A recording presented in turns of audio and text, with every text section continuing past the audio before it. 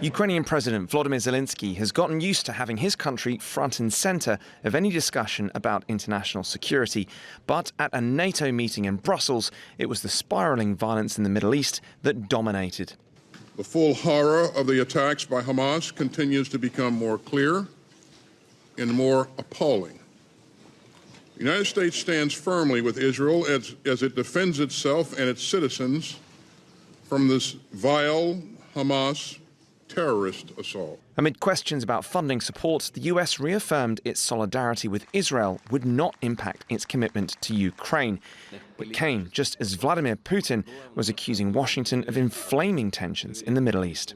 Speaking at an energy forum, the Russian president questioned the relocation of a US aircraft carrier towards the Gaza coast and claimed Washington was sidestepping established processes.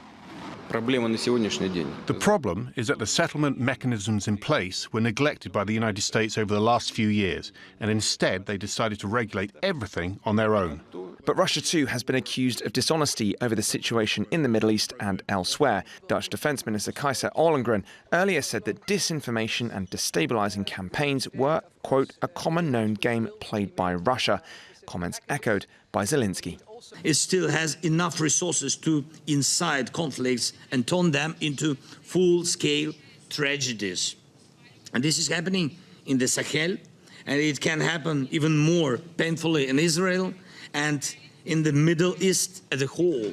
Meanwhile, members of the European Union tried to focus on solidarity. EU top officials held a minute of silence for Israeli victims, a day after confusion surrounding aid payments to Palestine. European Commission President Ursula von der Leyen said some of that was now under review.